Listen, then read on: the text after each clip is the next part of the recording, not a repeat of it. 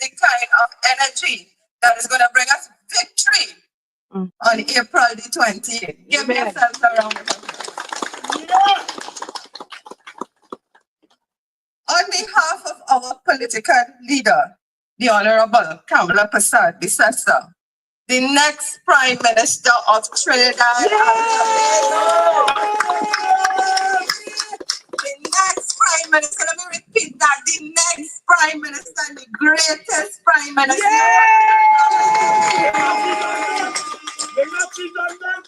And of course, our great party, the United National Congress. I want to warmly welcome all of you all to our Cottage meeting here tonight. It is the first Cottage meeting in the Five Rivers electoral district. My family, friends in Five Rivers, I just want to say that we in the United National Congress love you. We love you. And I cannot go on without acknowledging the hard-working team of activists who have been campaigning with us even before the election bell rang. And they're all here tonight.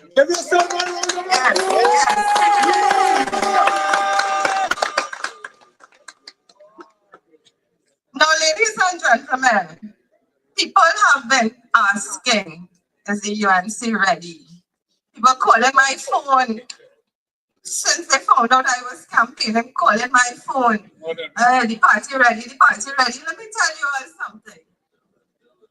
Action speaks louder than words. Are we ready? I am not going to say to you all that the United National Congress is ready for victory. We are going to show you all that tonight. Ready? Right, so moving on. All of this week, I'm trying not to be too long, but all of this week, our team has been boots on the ground in Five Rivers, walking from street to street, meeting the residents, listening to you, hearing your concerns, telling you about the policies and plans that we have to take this constituency and this country forward.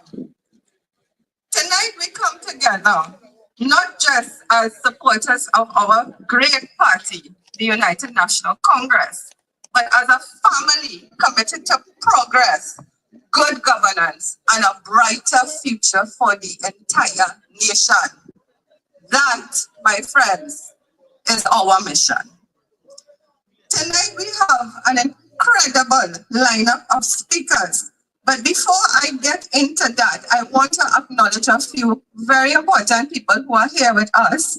Members of the NATEX, MP Barry Padarat is here.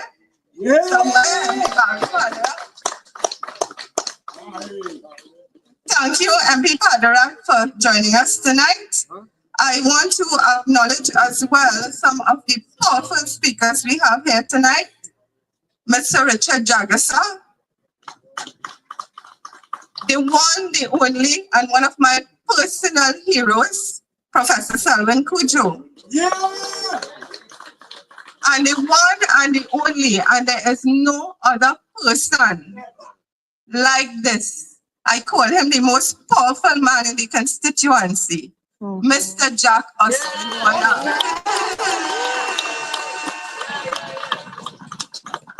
And I want to say, Mr. Warner, thank you so much for all that you have done for this constituency.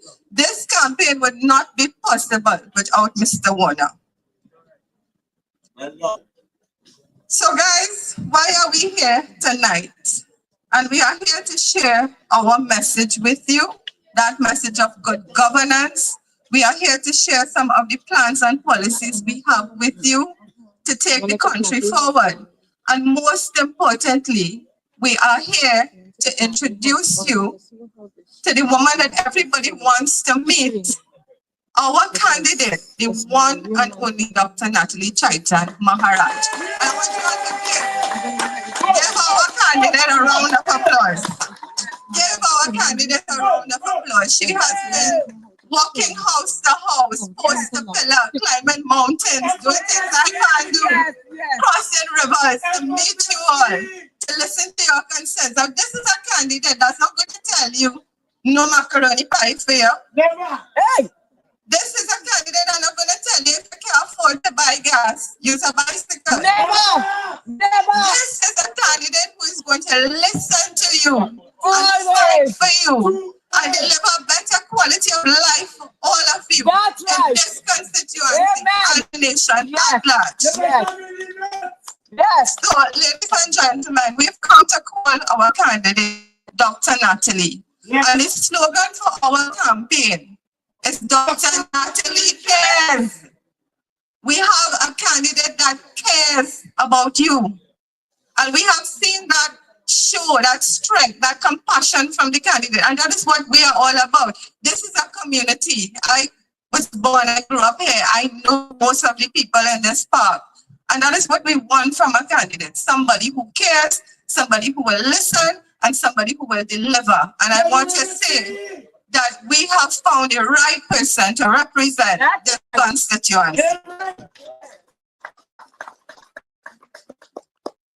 So, ladies and gentlemen, I don't want to be too long.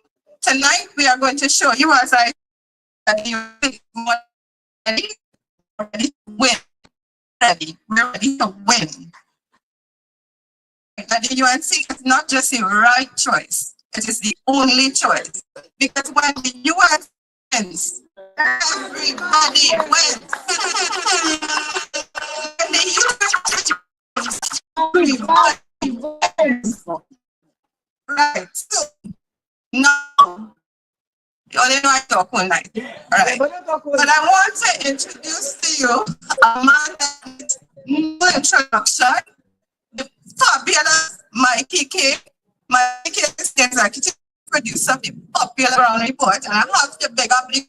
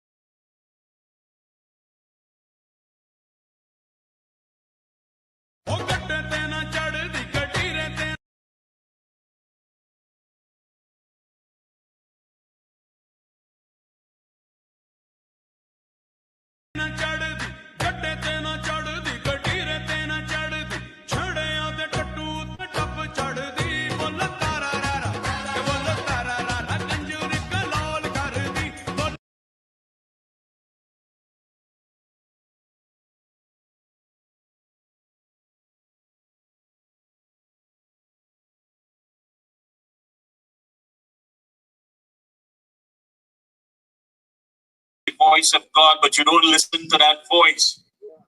You can't tell us that at the end of the day, after the horse has bolted out of the stable, that you're now trying to fix our problems. When you recuse yourself numerous amount of times from cabinet, our problems was there. You didn't face it. You didn't look at it. You had no interest in it. You didn't care.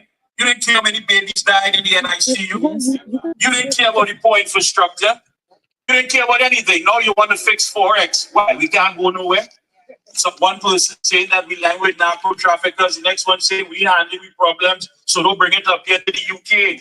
That's what we have, a geopolitical black eye, because of a bunch of people who are led and driven and engineered by greed. It was never in our interest. All of the time that they spent in that cabinet had nothing to do with the fact that you didn't have an adequate water supply. It had nothing to do with the 2,000 plus children that Dr. Rowley said fell through the cracks at the heights of the pandemic. It had nothing to do with you. The nights you spent for the last almost 9 years staying up, asking yourself how you're going to keep a roof over your head, feed your family, and send your children so they can have higher education. All of that is what you sacrificed. Your little nest egg, your little kakara that you're trying to save, you had to spend it. And now today they're telling us, give them a chance for what? You couldn't stay one day in government before calling the date. You want us to give you 5 years to do what? You can't handle nothing small. We can't give nothing big. These people cannot be trusted. And that is why we're really here tonight. Many people could stay on the sideline. Professor Pocho doesn't need to be here. Jack Warner doesn't need to be a part of this. Richard Jagasa has a very lucrative law practice. Yes, and even our candidate, Dr. Chaitan Maharaj. But when you see the bleeding that is taking place, when you see Lady Trinity, her clothes taken off of her body, she's ruined, she's laying in a pool of blood, you cannot turn a blind eye to that. You cannot. This is our blessed land, and they have no right to come and put their stamp on it, their stamp of corruption, their stamp of incompetence. On the 20th of April, we will restamp this country as it will belong to each and every one of us, not a selected few. And we start right here in Warner's Park. Aruka Lopino, you have been walking with your candidate. You have been moving with your candidate. You're right all on the hill. Jack Warner, I don't know how he does it, but he goes and he goes and he keeps going. And he would tell it, look, it's 500 houses. And when he sets that mark, he go with it. He's a drill master. You have to give him a round of applause and acknowledge a man. When it's that he is laser focused, he aims for the target. And that's what it's all about. That's right. Ladies and gentlemen, it gives me the honor to call on stage a young man, an attorney at law. He's been practicing for the last 9 years. He's an author. He practices public law, constitutional law. He is now a thorn in the side of Mr. Imbert. You know Imbert, the man who uses the ladder to open it in the milk, that short guy who is frustrating people, who is like an anchor wrapped around a drowning man, and that drowning man is Stuart Young. Imbert is his problem. We will add to that. We will compound it, trust me, and get them out. Please put your hands together, Aruka Lopino, and a warm welcome for the man, Richard Jagasa.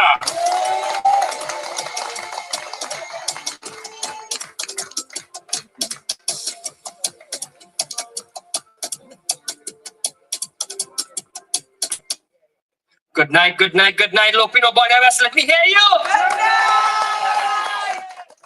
Before I begin tonight, I want to reverse the protocols, and I want to call on you, Lopino Boy West, to declare with me, Kamala Prasad Bisasa, once more to be the next Prime Minister of Trinidad and Tobago. Let's hear.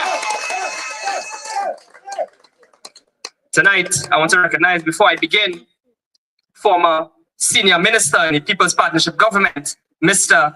Austin Jack Warner, MP and representative of the United National Congress tonight, MP for Princess Tong, representative of Kamala Prasad Bisasa, the spark in the United National Congress, the fireball in Parliament, MP Barry Padarat. Professor Selwyn Kucho, hello.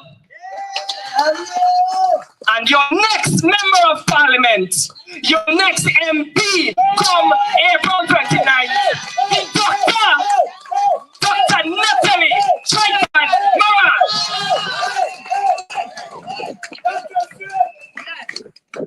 And of course, good night to Peter Kanhai, the General Secretary of the United National Congress. Now that all protocols have been completed, my brothers and sisters, I am here tonight to discuss a serious, grave matter in our legal system. Indeed, perhaps the theft of our democracy. The question of whether Mrs. Camille Robinson Regis can lawfully serve as our Attorney General without a practicing certificate. Before we address this serious and significant issue, we must acknowledge the persistent procedural anomalies that plague our nation under the PNM. It is a matter of public record that this government does not follow procedure. They do not follow practice. They break the law constantly. Bad practice. Look at the Brent Thomas case. A High Court judge referred to the actions of the state as wholly unlawful and unconstitutional. Look at the Mark Hernandez case. Another High Court judge referred to the state's action as irrational, unreasonable, and downright illegal. Look at our police officers who have to risk their lives. They risk their lives to uphold the law, and they are forced to seek judicial review, judicial intervention for their promotions. Every time the PNM breaks the law, breaches procedures, and breaches the Constitution, we have to pay for that. It comes out of the public purse. You, the taxpayer, pay for that. Money that is better spent on fixing roads, drains, beds for the hospital, medication for children, and so on, housing, and so on. Money that is better spent in thinking about you, they spend it behind their friends and family, their lawyer friends, and they play golf with. They spend it in legal fees. They spend it running to the court. And this shows the PNM's consistent disregard for the proper procedures. And like a thief in the night who got away once, twice, 2 or 3 times, they come now to steal our democracy. With an unlawfully coronated prime minister, they now want to impose an unlawful and unqualified attorney general. You see, my brothers and sisters, the legal framework governing the practice of law in Trinidad and Tobago is clear. The Legal Professions Act says, it specifies, it mandates that in order to practice law, one must be the holder of a valid practicing certificate. That is not a mere formality. That is a requirement in law. In fact, the Law Association recently confirmed in their release, and unequivocally, they said that without a practicing certificate, you cannot give legal advice. I say that again, you cannot give legal advice. That is not my interpretation. That is a matter of law. Let's draw an analogy. We all signed up with one of those driving schools. We went and wrote an exam, and we have driving permits. Correct.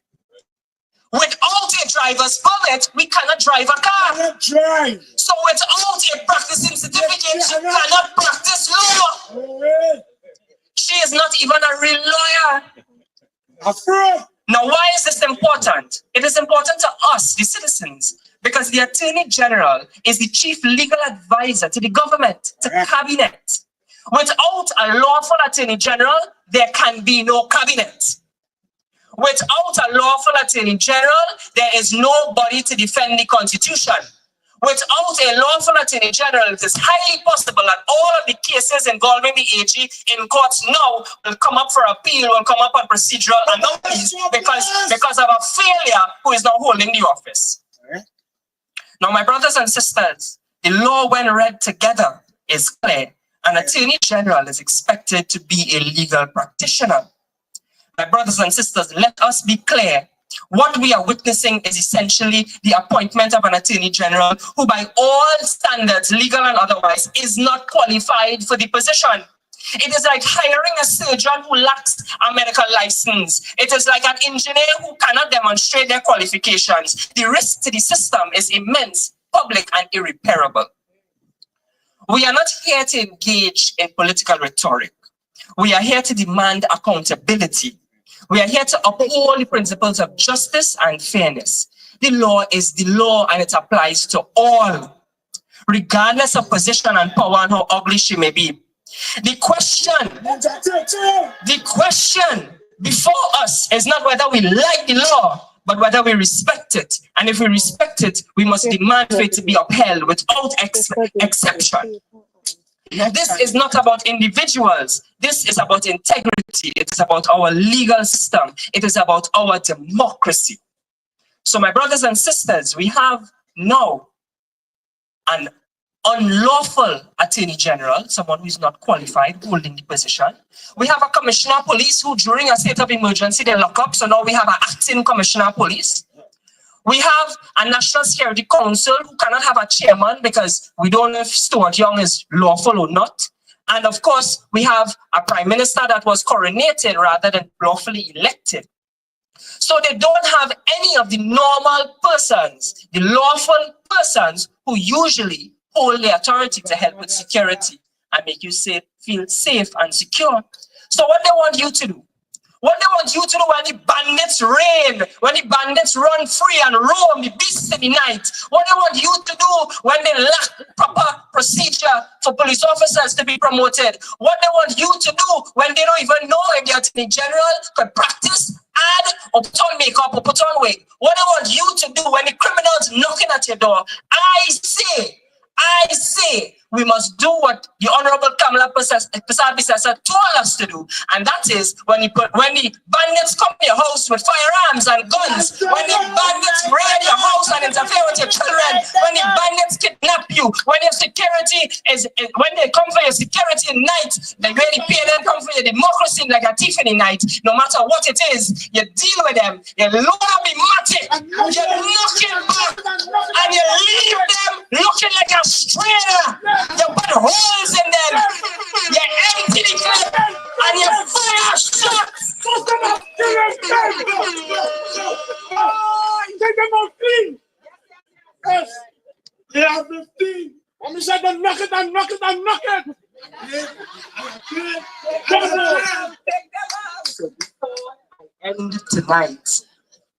Before I end tonight, I make this point very clear. There can be no split votes in this election. A vote for any other party other than the United National Congress is a vote for the losing, the dead, the red and dead PNM. Because we have seen it time and time again. In 2007, the COP splintered off from the UNC and they could not get a seat. We saw it in this very constituency in the last general election where if the votes had added up, the UNC and the ILP had added up, it would have just toppled over the PNM. The statistics is there, my brothers and sisters. Do not vote for any other candidate other than Natalie, Chaitan, Maharaj, the doctor, the specialist, the gynecologist. So let us stand together, resolved in our view that we must remove this demonic, ridiculous, illegal, unlawful, I say again, unlawful government. We must vote out the PNM on April the 28th. We must vote out the PNM on April the 28th and vote in the United National Congress, because when UNC wins, everybody wins. When UNC wins, you the people wins. When UNC wins, our children win. My brothers and sisters, I thank you for having me here tonight. I will be with you on April the 28th as we welcome Kamala Persad as our Prime Minister-elect on April the 28th. You know, her birthday is April 22nd. My birthday is April 27th. And on the 28th of April is the country birthday under a new government. My brothers and sisters, Kamala Persad is the lawfully elected political leader of the United National Congress. Stuart Young is not. He is a bully. And Kamala Persad is a mother, a grandmother, a loving, caring individual. Somebody who shows us love and empathy. She is a person who we know her track record, giving out laptops, raising pension, and so on. And as we go to the polls, let us remember this is a choice between the loving and caring Kamala Prasad Visesta and the ridiculous, demonic, bully, racial Stuart Young. Brothers and sisters, when UNC wins, everybody wins. I thank you.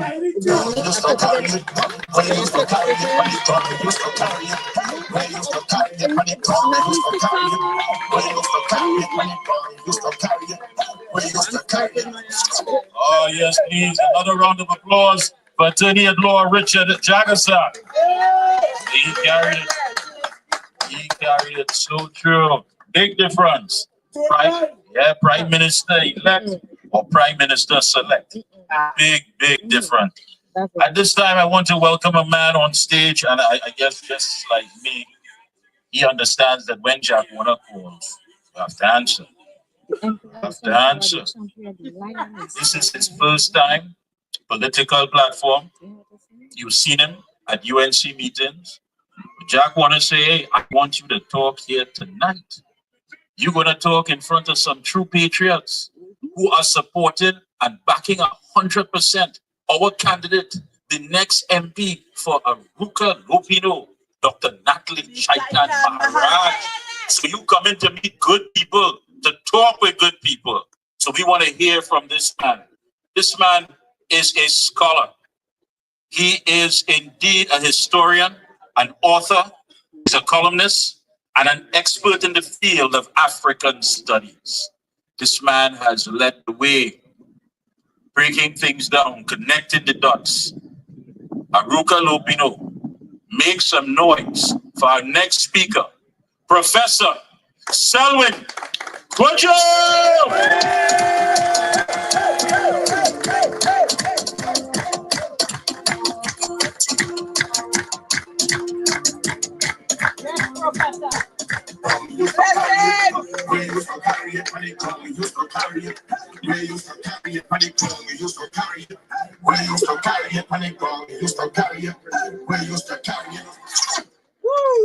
Thank you, Mr. Chairman. Thank you for having me. Thank you, brothers and sisters, being here. And I want to say, hey, bye. But I want to say hi, Duffy, too. So we understand it right. Because we are at a very important stage of our social development. Yes. Not so much the PNM.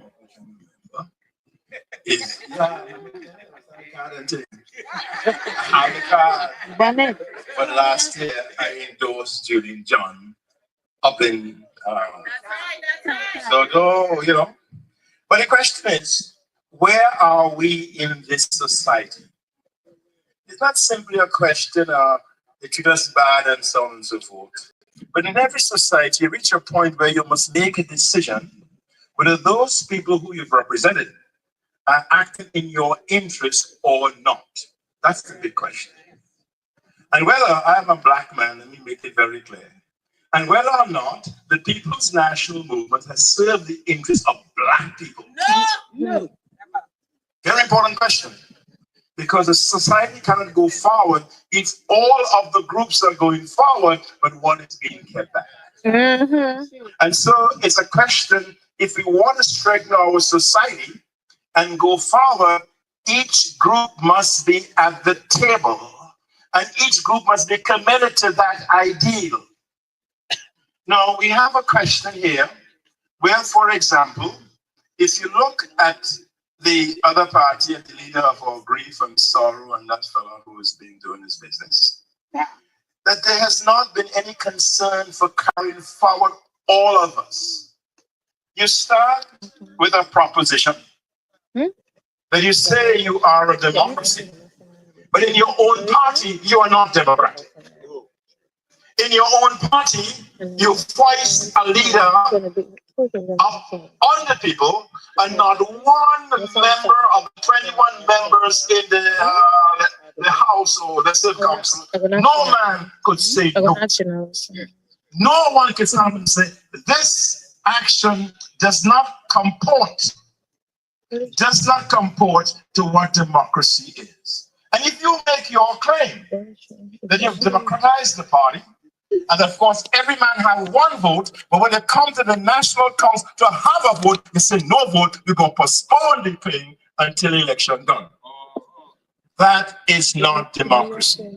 And if you do not practice democracy at home, you cannot practice it abroad. So at the very least, we start with an undemocratic process of where you as leader voice somebody, and I say to you, all right, you like Stuart Young, right? What are the plans and proposals of Stuart Young to transform this country? He has none. We don't know what they are because he never said it. And so the question becomes, how do we move forward? In the sense that, where do we go from here? We know that Mr. Imbert, who was the last Minister of Finance, said to us, if we do not get the Dragon deal by 2027, Crapo smoke, we buy. There's a fellow called Donald Trump. You know the fellow? Yeah. And Donald Trump said, hey, you see that deal with Venezuela? That's dead. So it means that if we have to go by their own words, not by what we are saying, and Trump has already stopped the production, that by 2027, Crapo smoke be pipe. Number one. Number two, just in terms of economics, we know that any country, in terms of its debt ratio to its GDP, cannot exceed, or is not recommended, it exceeds 70%. That's for developed countries. For developing countries, your debt ratio to a GDP has to be about 50%. In Trinidad and Tobago, right now, our debt ratio is 72% of the money we make, which means that we are already gone over that threshold. Number one.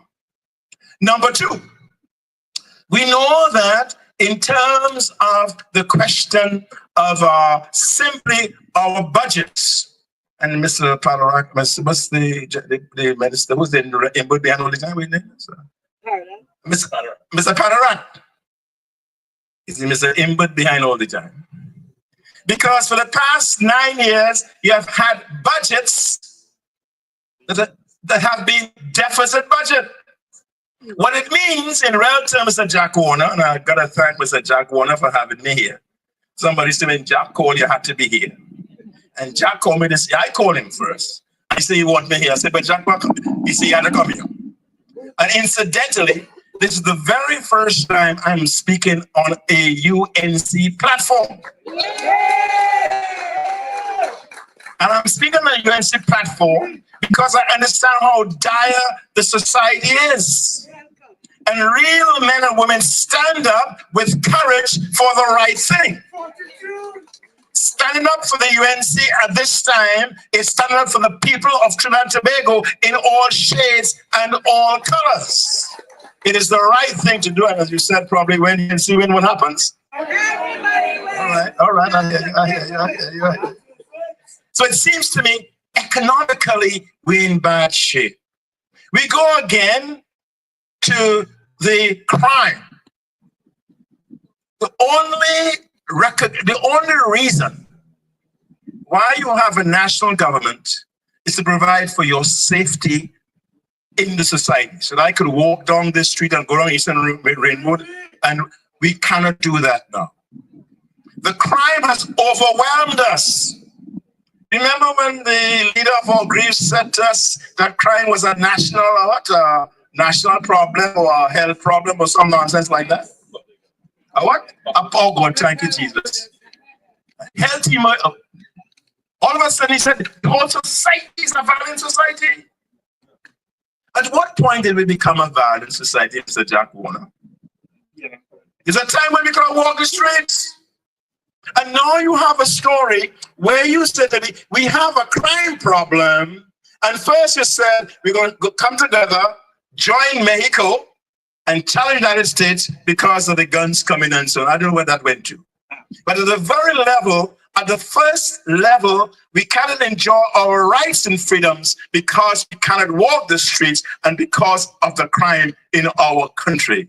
We should not ever accept that. And the first order of business of the UNC when they win is to deal with the question of crime. If we don't deal with that, we got some problem. You should be able to walk down our streets. The second question.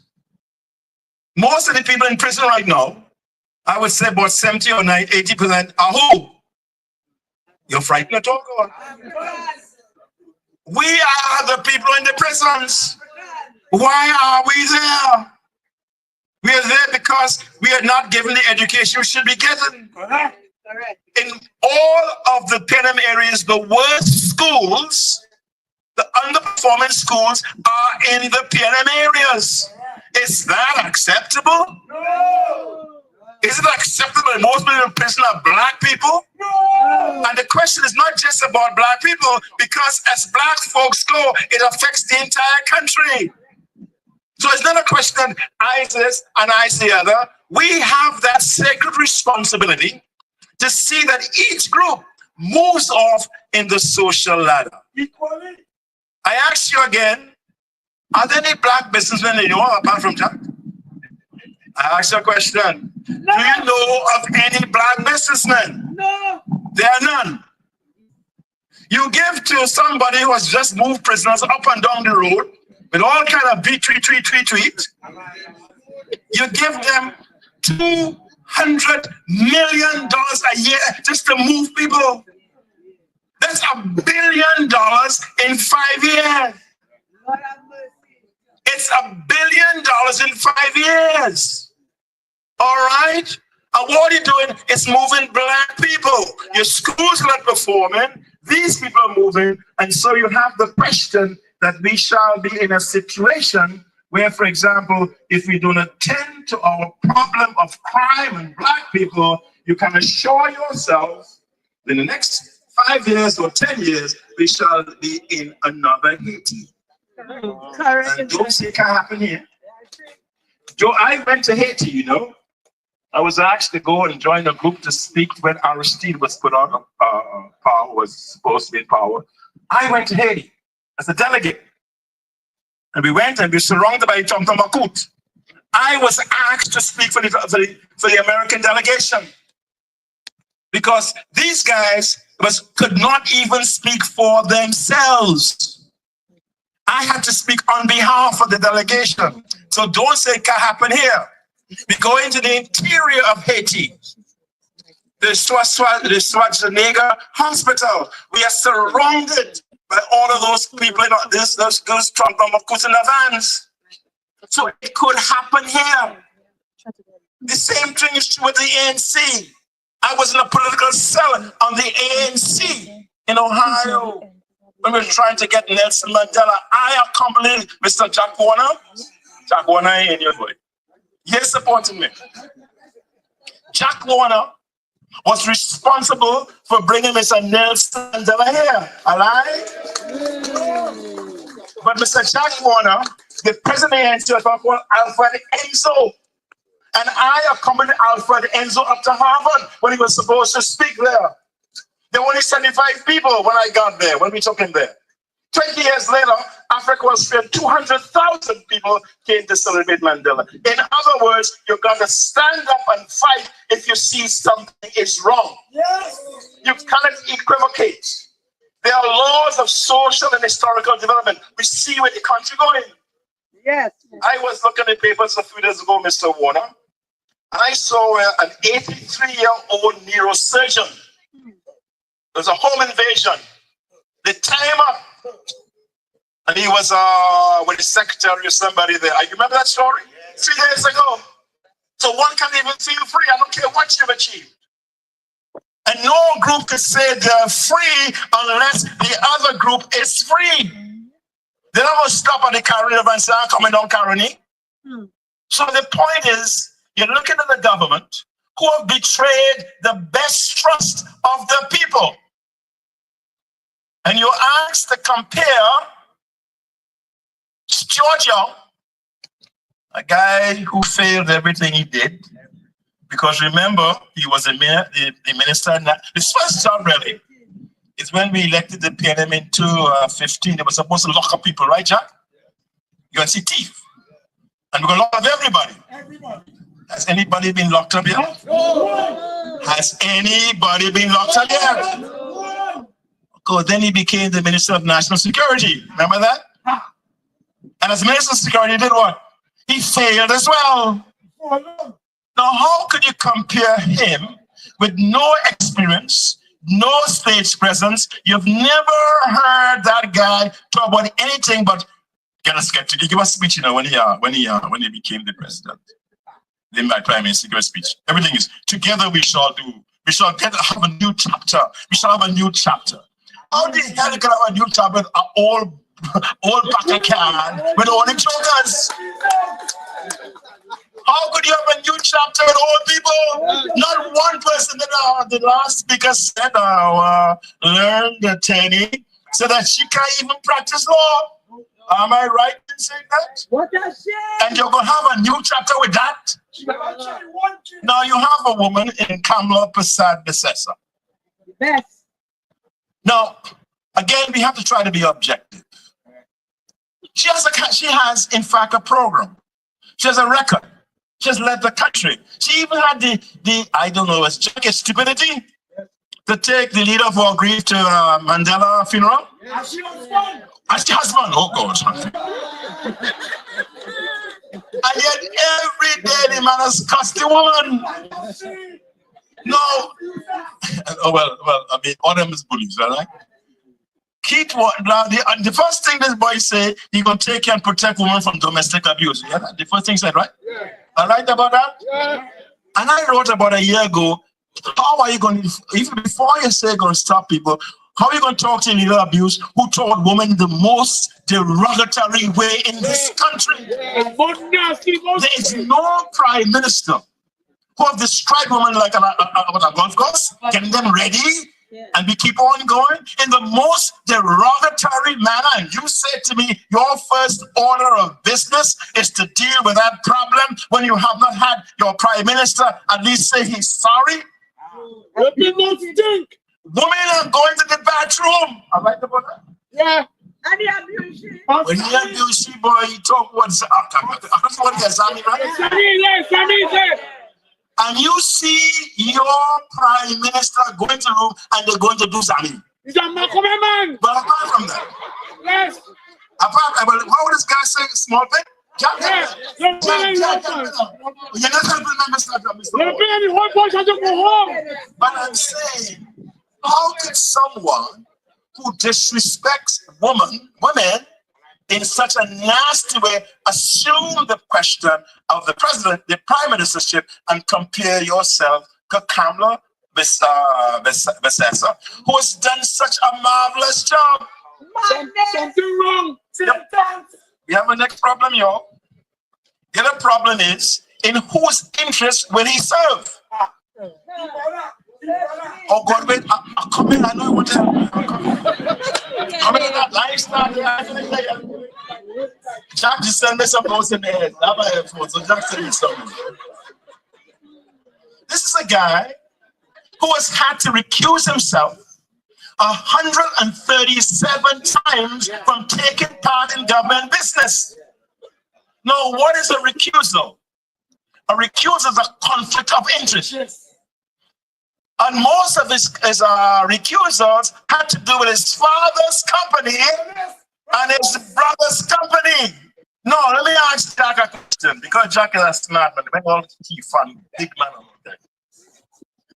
When you become the prime minister, can you recuse yourself 137 times, Jack? No. Who will take up the business, Jack? No. I don't. But she can't even practice. What's wrong with her? She can't even practice. So we're really going through. And we ask a sensible, rational people to accept that formulation in the new chapter, Jack. This is the new chapter. With all players and all jokers, but this is a new chapter. This is the same old pack of cards. With only jokers. Unfortunately. So So the question really is, first of all, not even can we trust them? Are they capable of all the nonsense they did to change the wrong? There's another principle here that's involved. And the principle is, you know, again, the leader for grief had a formulation that the way you lift up the poor is to what? Make the rich richer? Jack alive, Jack the man. That's an economic proposition, you know. And he says there's an equation. So I went to have colleagues. I have colleagues who are mathematicians. I have another colleague at Yale who's a philosopher. I say, what's going on here, boy? So when he begins, he says an equation. It's not even an equation. It's even false economics.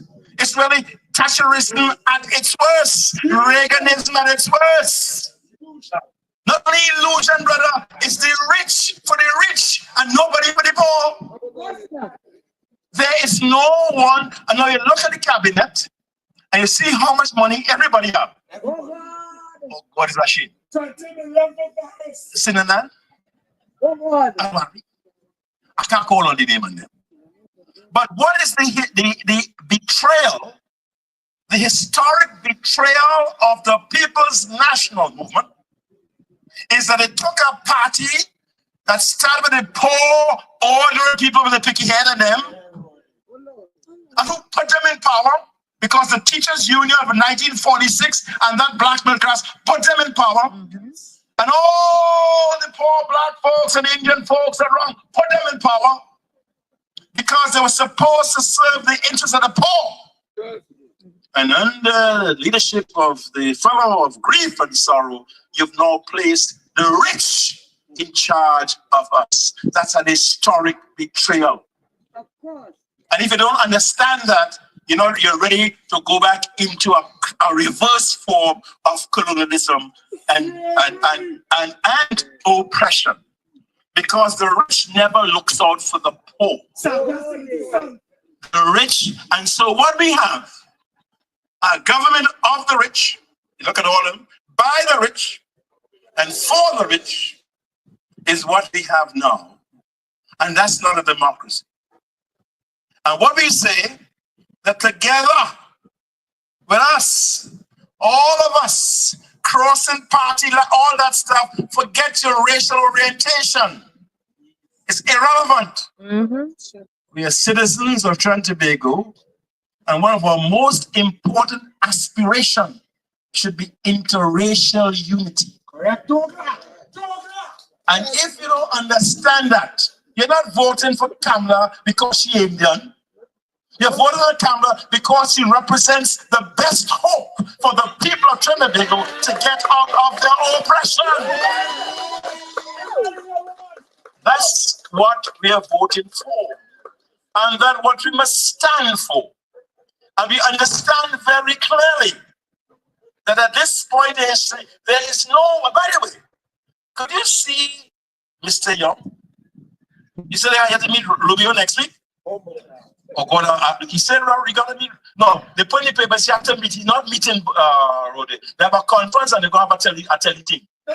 He ain't meeting him. He's not meeting them. He's not meeting them. But they say that. But could you see Mr. Studio, who says, I shall fight for you. I shall fight for you. A little boy, a little something, sir. I shall fight for you. Could you see him in a conference against someone like Donald Trump? No. Could you see him in a conference against the French Prime Minister? No. Could you? The guy has his language is inadequate. Exactly. His and he has no charisma. Exactly. Exactly. How will he represent us? And what has he done to demonstrate that he has the capacity to represent us in the international forum? Now, I only want you, and I think my time done. I'm enjoying it. Oh God, nice. That job is a 1 year saying that, you know. Could you imagine just a little scenario? The leader of our grief is the man who has cussed the most. You know that? Rowley has cussed the most. Mother, sister, daughter, wherever. You want, I won't touch if you're in a cat or something like that and all kind of things. and look at the performance of Miss Sessa. People asked when she was in where were we last time? In Brazil. The gentleness, the concern for others, working together. She take him to Mandela. Don't forget that. He never takes you any place. And the most does he cuss you on every stroke of the moment. All I know about that. Hey, what's your Coach Wayne says so. My point, if you look at the behavior of each, you see a total difference. Now, one of the moves from being a colonial country to be an independent republic is that your leader should always represent the best interest, your best interest. He or she must always carry themselves, his or herself, in a way that's emblematic of what the society deserves and desires. At the end of 10 years, you ask the leader of our group, what are your accomplishments? Jack, could they say? They have not been able to report that every problem they have is in the opposition. They can't do so, etc. I look at this guy again, young yesterday, I'm not done right now. And they're going to have fight for a new constitution, right? Yeah. Mr. Warner, they're going to fight. But what's the problem? They're going to fight the opposition. How the opposition comes into that? Exactly. A constitution is a shared agreement of interest among all parties as to how we'll run the country. But that's the only foil they have is the UNC and cussing them out because they're dependent on racial sentiments to figure they're going to carry it. They jump on myself and others because we stand and say categorically, we supported the PNM when we thought they were doing the right thing. For the past 10 years, they've been doing the wrong thing. And it's worth our while to make that resolve. That come April 28th, but forget the ball out, whatever you do, go to the polls, bring your sister, your mama, bring everyone, because it will be a day of historic importance when we change from the old and introduce a new group of people whose major concerns should be and will be the betterment of all of the people of Tobago. And as your leader says, when UNC wins, Everybody wins. Hello, when UNC wins, Everybody wins. no noise though. When UNC wins, Everybody wins.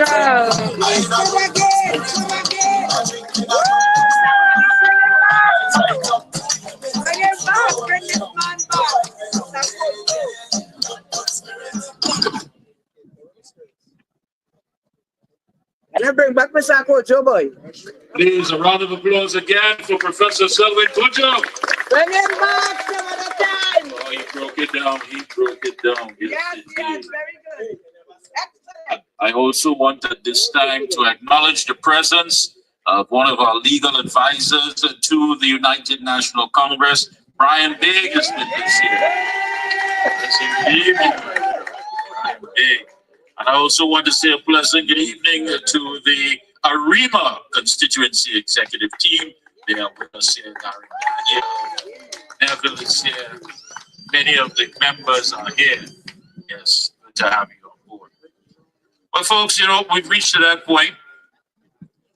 Before we get to our fiery feature speaker, our candidate, the ex-MP for Ruka Lupino, we have to acknowledge our host, the man who put it together and made it happen. And I also want to announce the man who has now formally been given the task as the new campaign manager for our winning MP, our winning candidate, Dr. Natalie Chaitan Maharaj. Yeah. That's right.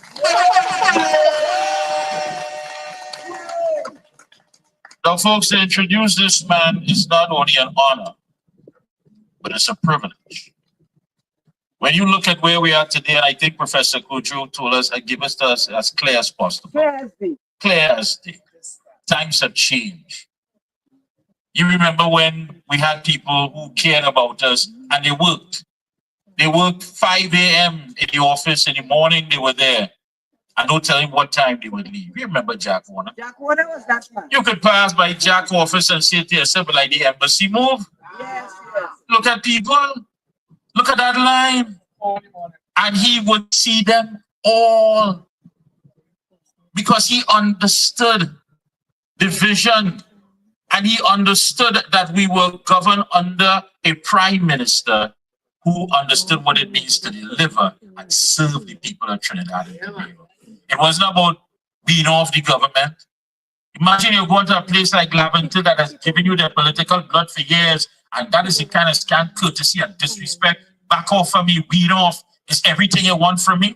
But you don't give that same speech, that same narrative in Bayshore and Westmoreland and these other places. That's a whole different speech. And as Professor Cujo said, yes, we can only get something if the crumbs fall off the table. That's right. Yes. When the rich mouth full.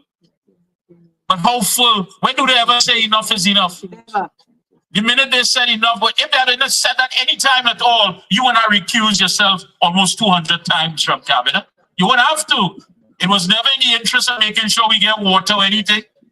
It was about you, your friends, your family, and your finances. Your brother have a business going from a leasing company. They gone to a merchant bank overnight. Why people with a parlor can't even turn it into a mini mart? They can't evolve. But you just lining yourself with money. So we understood and we remember Jack Warner in those days. And a man who looked out for everyone. It didn't matter what your party card was. If you're going and see Jack, you're going to get service. So that's right. That's right. $1. $1. He didn't used to come and say, hey, my money ain't sleeping out. I want my money. I want them. No, it wasn't about that. It was about giving back and making sure that the people get. Yes. So folks, if you're sitting, stand up, put your hands together and welcome a man who stood there for all of us. We can't forget the man who made it possible for this little country to go to the World Cup. And put us on the map. They can say what they want, but our Jack belongs to us. We love him, we need him, and we'll celebrate him. It's the husband, Jack Warner! See my exit on you, man. What's up,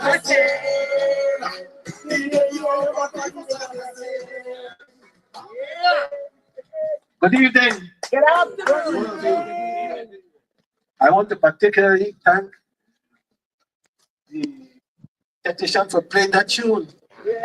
Because when we were in the midst office, and when he played the music on the 20th of April, that would be the greatest blessing. Blessing. And in fact, I spoke to Blackadan. I have asked him to change the lyrics of the tune and to sing it back for us. It's coming. It is coming. It is coming. But before I begin to tell you what I want to tell you tonight, I want to thank profusely Professor Selwyn Kojo. Never have I heard a speech so powerful as what I've heard tonight.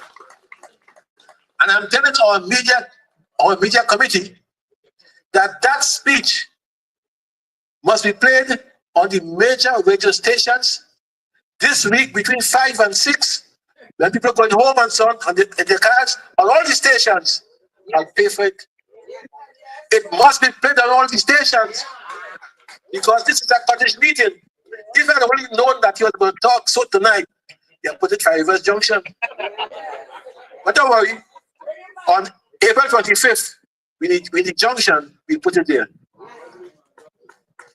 Having said that, having welcomed all of you are here and my brothers and sisters in the NATEX and in the Parliament,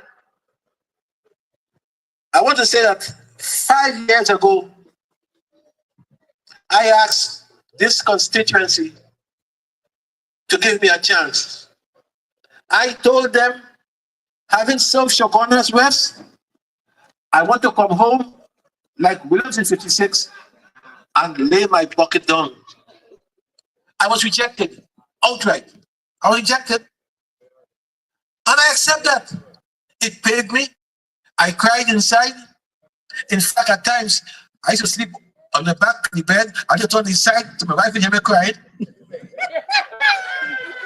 It did pain me, but I never gave up. I still continue to maintain this facility for the last 25 years at no cost to anybody except my family and me. I was able to get Carnival and Aruka up and so on and running. And then I said to myself, look, let me take a backseat because apparently the people didn't want Jack Warner. Jack Warner time hasn't come. I remember when I was walking 5 years ago. 5 years ago, I was walking in the Congo. I'll talk about them just now.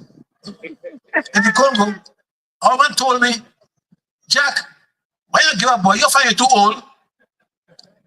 Then young boy, you win now. I told her, I'm not too old. At the time the queen was alive, I told her I'm younger than the queen. I told her then I was younger than the Pope. Exactly. I told her then I was younger than Biden. Exactly. I said, but I'll tell you something. None of them have the love for this country as I have. Exactly. That's right. That's right. And I will do whatever has to be done to help to change this country, to make it prosperous once more. As Mr. Kojo has said, to make us be able to walk the street freely. When did you go with your shopping? In Port of Spain, you can't. That's a thing of the past. Those days must come back. And I will do anything, legally and otherwise, to do that. You know, the big thing is that when I was defeated by the MP, Marvin Gonzalez, all right, Marvin, whatever it is. Yes. Whatever it is. Marvin. If it's Marva, it means that two women fighting for the seat. But let me leave it alone. Not tonight. So I was saying to them, since they want Marvin, who at the time was living Parliament, thank you very much, Parliament, and even just next door here. They see me every day. They don't see Marvin as well, never see me for their life. And they never see me again after he's 28. They, of course, went for Marvin. I said, okay. So I was one day eating roti in Chan's roti shop on 4th Street. I saw this young lady and we spoke nicely, and she says, Mr. Wonder, you know, I want to enter into politics. I said, Miss, you go into politics? A young lady like you, a doctor with 2 nice children that are gynecologists, your bread buttered on 3 sides, you go in politics? Worse yet, I have done so much for them and they reject me. What about you? What she said to me? She said, Mr. Warner, my profession as a gynecologist is to save lives. To save lives. And I feel the time has come for me to save a nation. And therefore, that is why I want to be in politics. But to save a nation, I have to win in a constituency.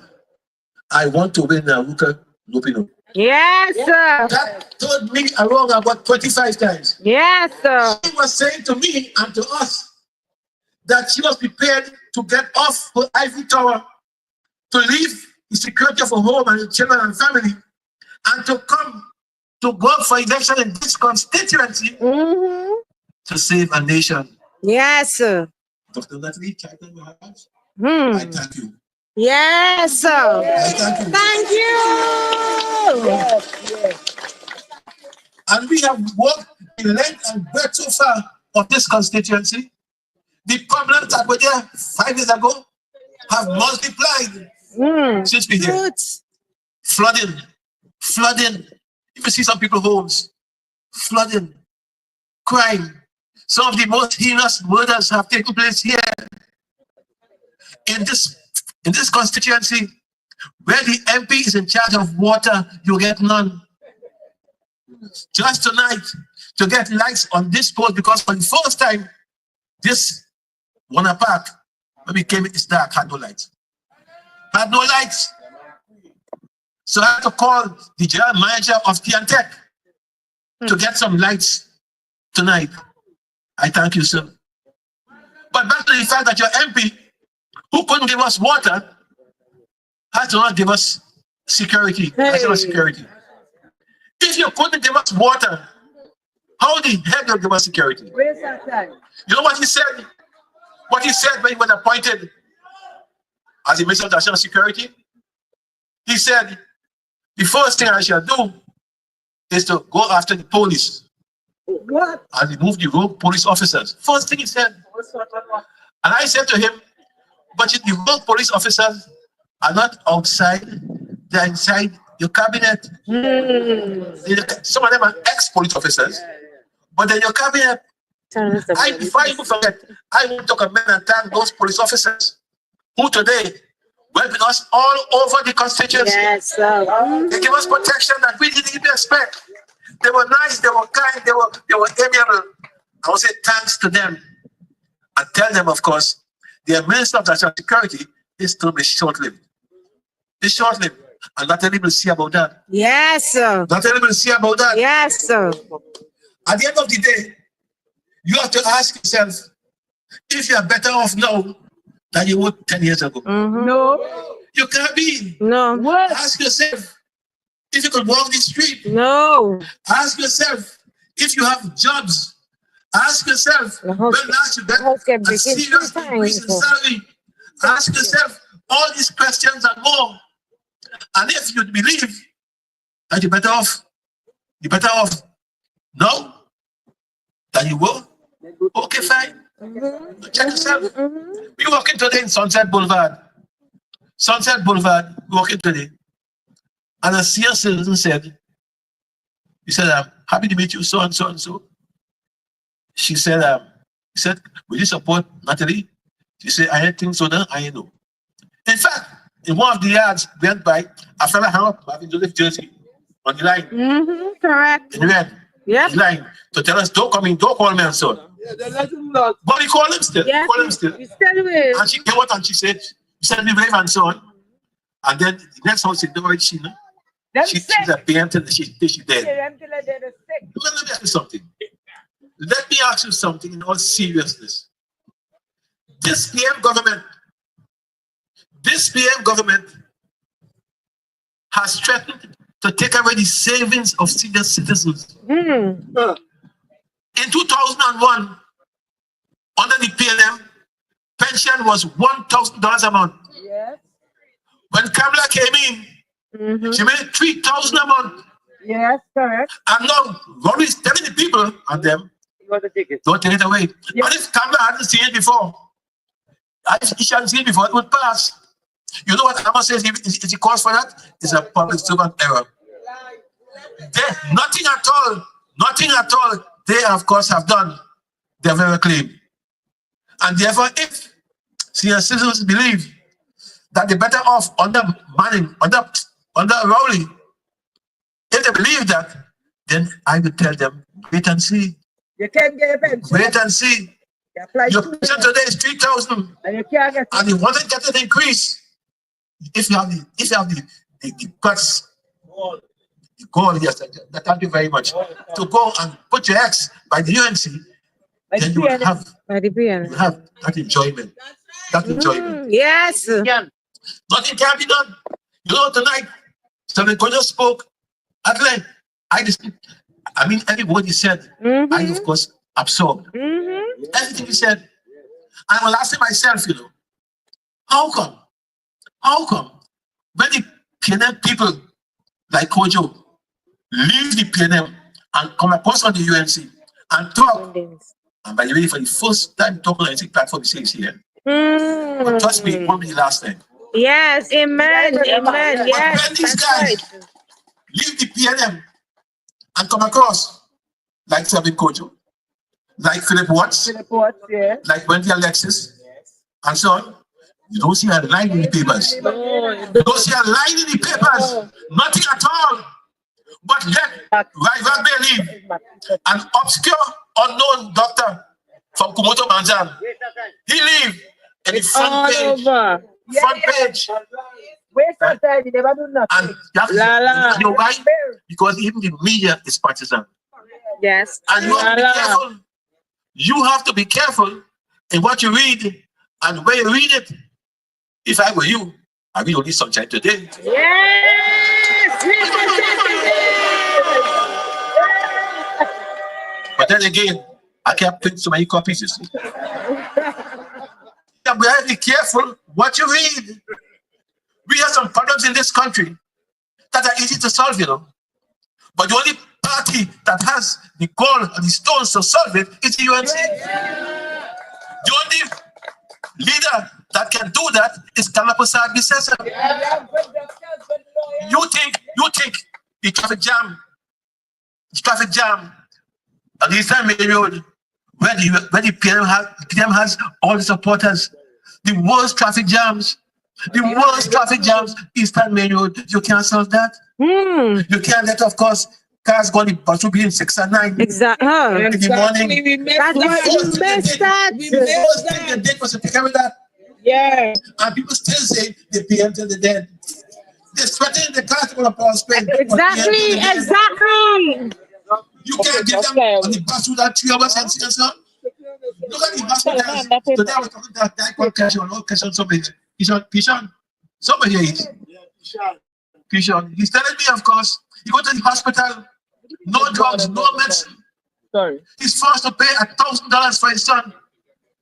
That's okay. To get not easy, to get a scan. $1,000 to pay, and then he has to go and hustle this afternoon to make a shilling to get food in his house. And how could that be right? How could that be acceptable? I know, my Lord, now, yeah. But at the end of the day, I will keep that much longer. At the end of the day, I want to ask you here, don't make the same mistake you made 5 years ago. Oh God. I have come back tonight to ask you. I never asked you for anything. I never asked you for anything in the last 5 years. Nothing.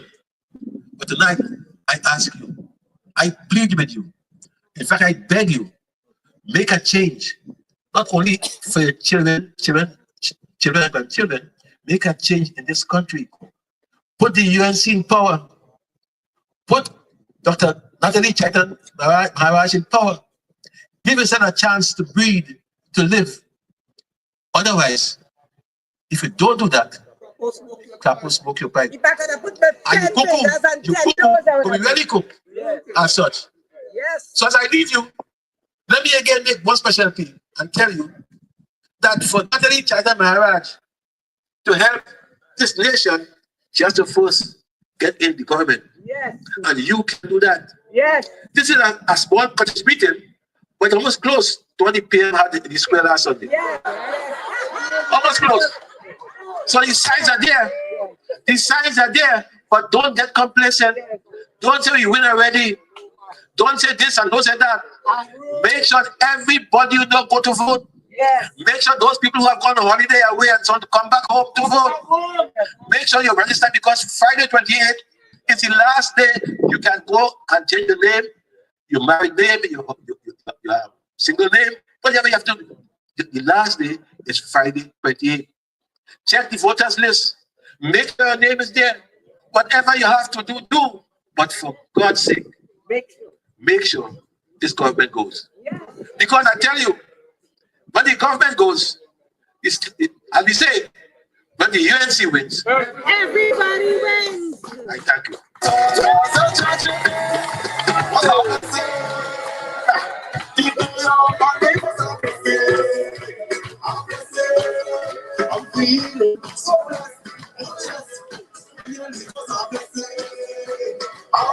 Yes. Another round of applause for the man, Jack Warner. Oh, the energy is alive here, Ruka Lupino. So we've come to that point, ladies and gentlemen. We've come to that point where the person that we're supporting, the person that we are endorsing, the person that we are making sure that we knock on every door according to Mr. Warner, don't get complacent. Don't start that attitude about it in the bag and we have it locked and all that nonsense. You don't need that. No, we don't need that. Trust me. You stay laser focused. And this person who has given 15 years of her life to her medical practice, Mr. Warner was right. She could have stayed in the ivory towers. She could have stayed on the sidelines, but decided, no, I want to be a part of the change that is needed to save my country. Ladies and gentlemen, please stand and welcome our next member of parliament for Aroka Lopino. Your candidate, our candidate, the people's candidate, Dr. Natalie, Chaitan, Maharaj. Make some noise for the mayor.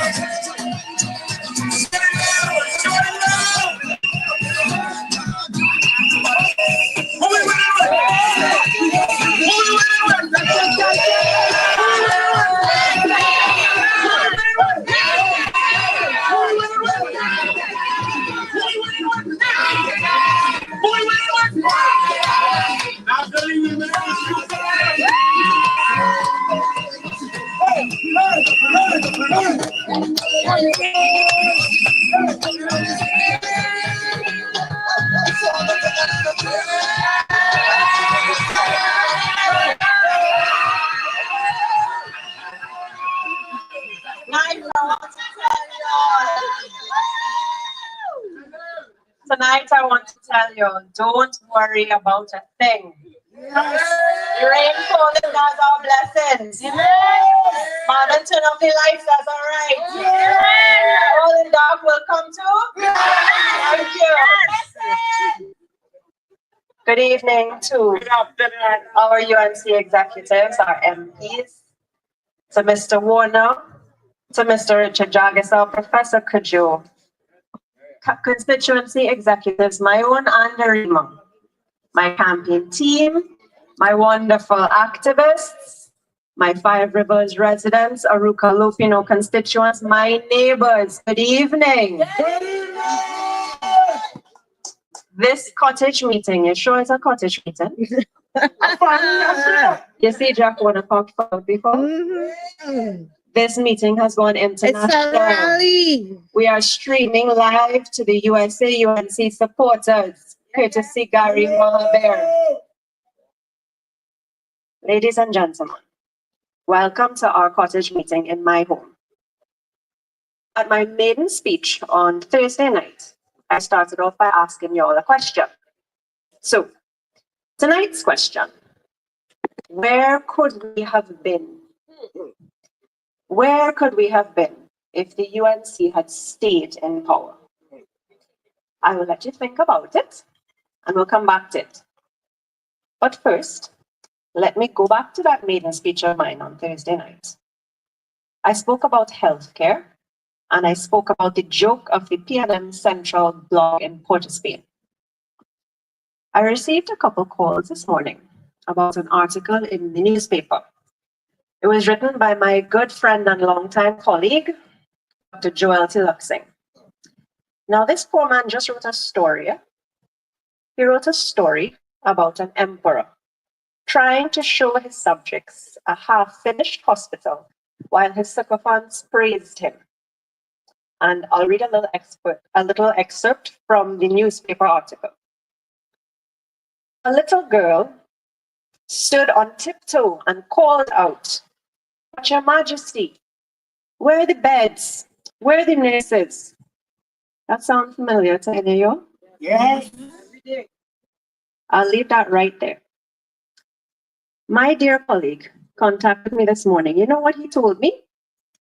He has been placed on administrative leave pending an investigation. Victimization! You see how bullies don't like it when somebody calls them out? Yeah. I'll save the rest of that story for another time.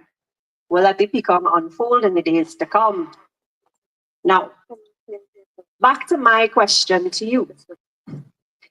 Where could we have been if the UNC had stayed in government. Instead of this decade of darkness that we have had, instead of this 10 years of stagnation, I was in my 20s when PNM took back, and I remember what it was like. Before they came into government, I wasn't married, I'd living in South still. You drive up the highway and you see this country looking busy. Infrastructure building, schools building, hospitals building, people have jobs, new businesses starting. Yes. In the last 10 years, what have you seen? We have seen no buildings. We have seen roads breaking down. We have seen hospitals can't open. We have seen our brain drain. All my friends and colleagues leaving. I train them, they leave. There's nothing here. Where could we have been? Let us see. Let us imagine. There might have been, for this constituency, more deeds of comfort, more HDC houses given out to residents with no home security. Our wonderful leader gave out hundreds of keys. The promise is made for this election. Persons waiting for HDC houses for over 15 years will get their keys. What else? We walked on Bertie Road the other day. You can't call it a road. It might have been a proper road. We will make it a proper road. Where else? Down the hill. Down the hill grounds, recreational grounds. We walked on First Street today. A constituent stopped me and told me she's inviting us for tomorrow morning's match. That ground might have been properly maintained. The constituents mightn't have had to maintain it themselves. However, they could in the last 10 years. Correct. And the building to maintain it. Annie Maharaj up in Surrey when we walked last week stopped my campaign on the road to show us that she has been begging Marvin, Public Utilities Minister, to give her water connection since 2017. She might have had it had the UNC been there. The youth of this constituency, they wouldn't have been suffering the way that they are. In 10 years, we've had COVID. Online schools, a travesty. You know why? Because they took away the laptops. The youth of this country might have had laptops to use in COVID. They might have had adequate resources to use. They would have had the after-school homework programs to help them. Because guess who had those policies in place for the entire 10 years waiting? Guess who has it ready to launch now? UNC! These children might have had a better chance at CSEC and CAPE. They might have had more options for jobs after if they had a better skill set.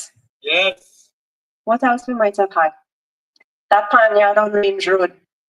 That might have been developed nicely like the one for supernovas. Yes. Instead, it looks, it's looking like an abandoned lot. Yeah. With our culture abandoned with it. First Street and Five Rivers, my home, might not be flash flooding every minute. Sure. Because the Public Utilities Minister building drains to have water back up to people. And where used to flood, where never used to flood, flooded now. Yes. We walk this evening, people have had to block their whole gate. What used to be a gate, they have to build a wall. Because it flooded now where it never flooded before. What might it have been? But instead of crying over spilled milk, let us look forward. Let us control our future with surety. Instead of saying, I coulda, woulda, shoulda kept the UNC in power back then. What we're going to do on April 28th? We are going to vote the PNM out. Give me the chance. Give me the chance to give you back your dignity. To have your basic needs met. Proper roads to get into your homes. Every minute of going there when you're ready to go to work it out. Proper roads to your homes. Proper educational support for your children. a new Five Rivers Community Center to rival Tacarigua and Surrey. Then, as we build your basics, build our community, then we can aim higher. Then with you, we can excel. Then with you, I can help the youth to truly prosper and grow. In this time of Lent, I want to give our youths not just one single fish. As a university instructor, I want to give them the fishing rod and teach them to fish as well. We, the UNC, want to give our youth more than just a short little CPAP and URP job to eat a food for today alone. We, the UNC, want to introduce vocational training for the youth, micro and small business aids, so that our youth can sustain themselves and let them eat our food. All macaroni pie and ham, Mr. Marvin, say we must cut back on so that our youth can eat our food and don't have to beg anyone for a CPAP walk, a meal, or anything else. We, the UNC, want to bring back our culture to Aruka. Most pivotal is the return, Mr. Warner, of Aruka Carnival to this constituency. Complete with kiddies carnival and traditional mass competitions. Our youth and our rich culture deserve more than just private juve bands. While we have to watch the rest of the country get to properly host the greatest show on earth. My plans and dreams for our home are endless. Why? Some ask. Why should I leave my private life and dream these dreams for us all? Because of Natalie. That's right. Because I want to make those plans a reality. For these two, my children, and for your children. To grow up safely, to grow up happily, to have an opportunity to live their dreams come true. I started this evening asking you to think about where we could have been. Now I ask, will you help me to get us to where we should be? Help me. Help my team. Help me with Mr. Warner. Will you help these dreams of mine become a reality? You know how? It's really easy, you know. All you need to do, all everybody here needs to do on April 28th, vote UNC. Because tell it loud and clear for me. When UNC wins, everybody wins. When UNC wins, everybody wins. Last time for the evening, loud and clear. When UNC wins, everybody wins. I thank you all for coming here. I thank you all for your support tonight.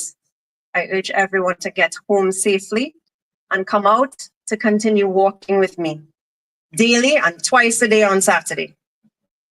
Mark April 25th, Mr. Warner said, we will fill out Five Rivers Junction. And the last reminder, all of this counts for naught if you don't make sure your name is not on the voters list.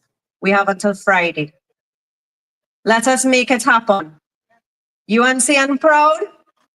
When the UNC wins, everybody wins. Good night, ladies and gentlemen. I love you all.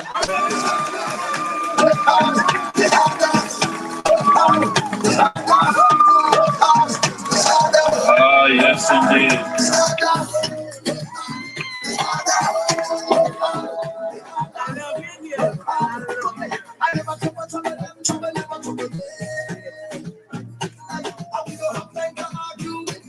Let's get another round of applause for our candidate and next member of parliament for Aruka Lupino, Dr. Natalie Chaitan Maharaj. And of course, just to remind you, give you some information. that this Monday at Naparima College, the UNC general election launched with a feature address by political leader Kamala Prasad Nassessa, SCMP, and a host of powerful speakers. So this Monday, 24th March 2025 at 7 p.m., Naparima College, that's Loop Drive, San Fernando. So we're heading to South on Monday for the general election launch, the UNC general election launch. Remember again, when UNC wins, everybody wins. That's right. So don't forget, Monday. At this time, I'd like to call up Miss Janelle Sebastian Reyes for the vote of thanks. So we are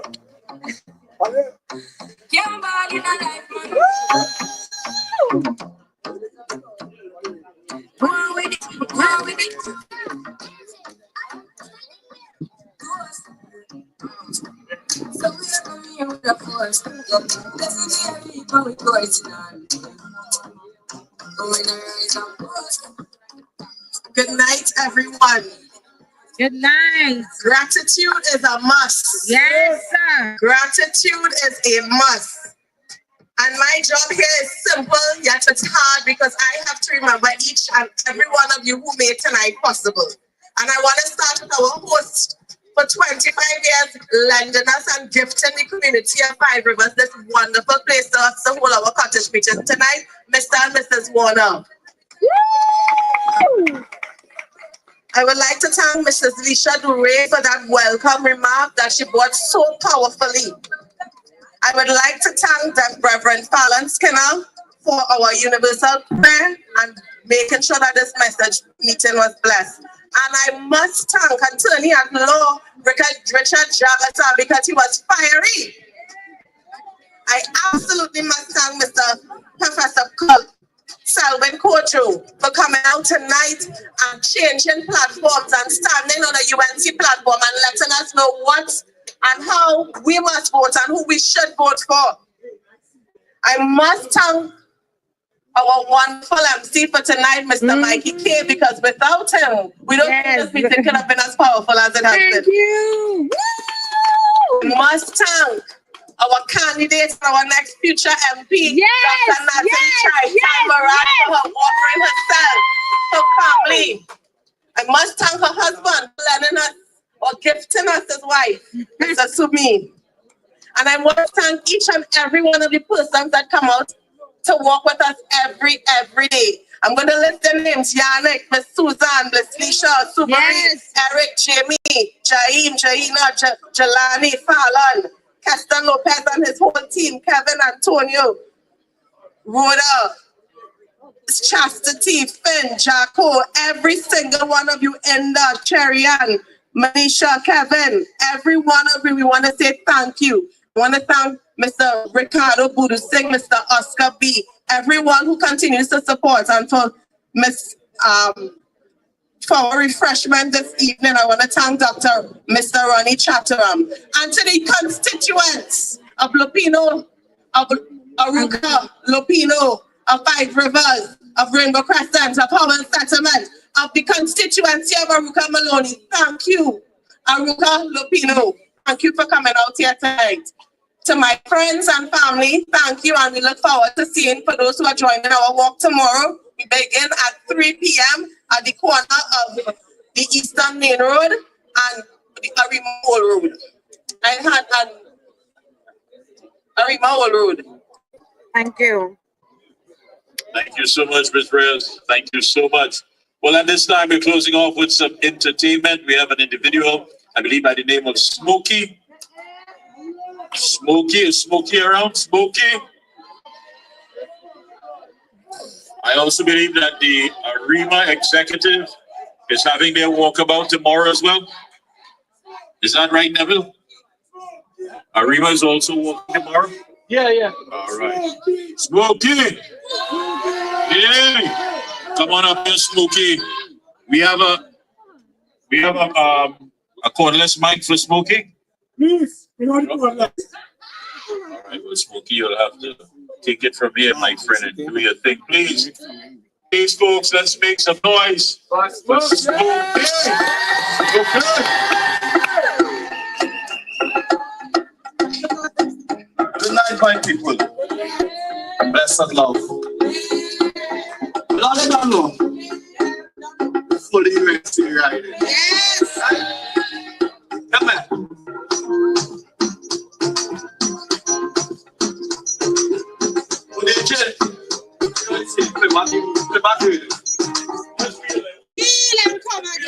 Yeah, man.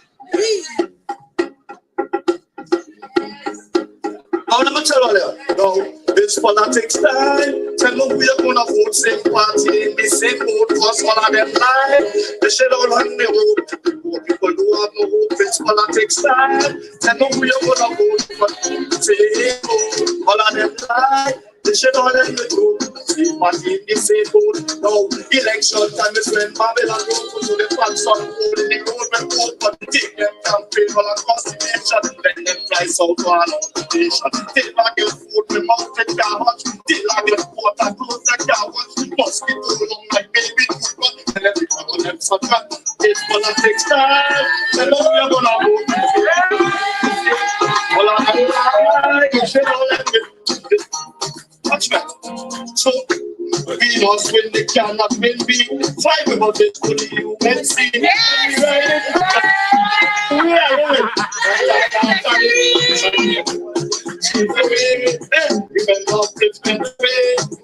Yo, and why God, but Jack Corner, riding with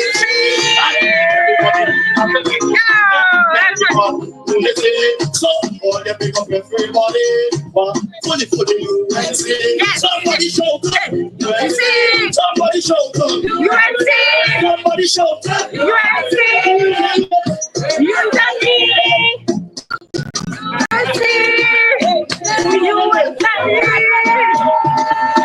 So, all politics time. Tell me we are going to vote same party in the same vote. All of them lie. They should all hang with you. Go out, you got this song today. I didn't get to use that.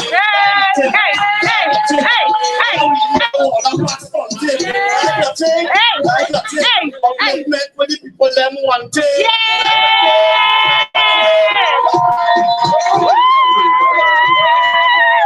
Hello. Who we riding with? Natalie.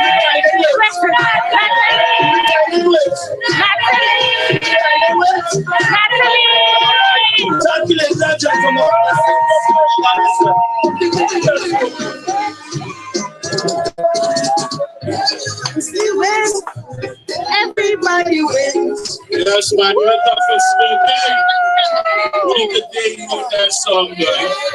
And the chorus is Natalie. Natalie. Natalie. So let's go there with Natalie. That's all you need to do. Natalie. Each of you want to thank you. Supporters, you want to thank you. Candidates, you want to thank you. Who are Professor Selmy Poultry, Atelier Glory, Lisa Dory, and all the folks who work behind the scenes. Tomorrow is the next day. We thank God. We are among the living. And we go out there and make it happen. Let's save this country. When the UNC wins, everybody wins. Have a safe people. Be safe. But when UNC wins, everybody wins. When UNC wins, dream wins. Everybody wins. Everybody wins.